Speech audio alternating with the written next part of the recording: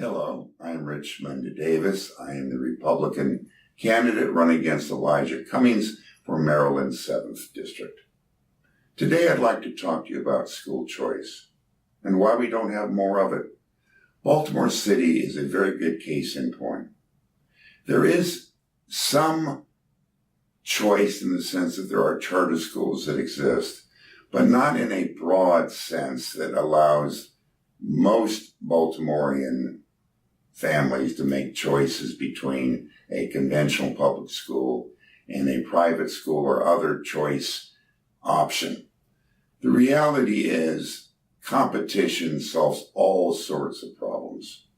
But the teachers' unions don't like that, because the problem with school choice, from their perspective, is that students will choose the alternative schools, and there'll be a lower demand for teachers in the public school system.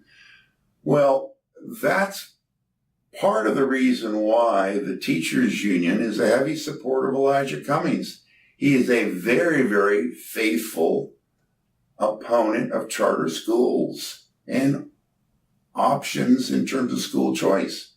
The District of Columbia, for instance, had a very innovative program encouraging school choice. There was a proposal to expand that system. Elijah Cummings voted against it. Why? Again, because the teachers union opposed school choice. The reality is, when you take a look at the school systems in our country, the largest obstacle to getting helpful innovations are the teachers unions. There was a very interesting book recently out in terms of what makes school work, is the title, written by, ironically, Arne Duncan, who was the Secretary of Education under President Obama. And Mr. Duncan makes the point in his book, which has certainly got to be rather unpopular with teachers' unions and Elijah Cummings and his fellow left-wingers, is that the key to a successful education is quality of the instruction. And one of the ways you ensure quality of instruction is to eliminate those who aren't up to par.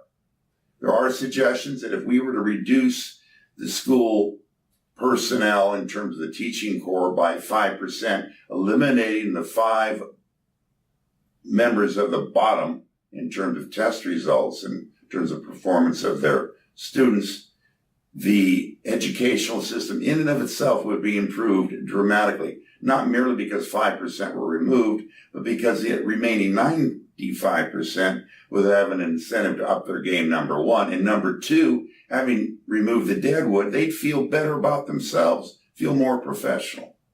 There are solutions to the educational problems in our country, and Baltimore City in particular. But people like Congressman Elijah Cummings are an obstacle. They're an impediment. Another reason why Congressman Cummings should be replaced. I hope you will consider voting for me, Richmond Davis, for Congress.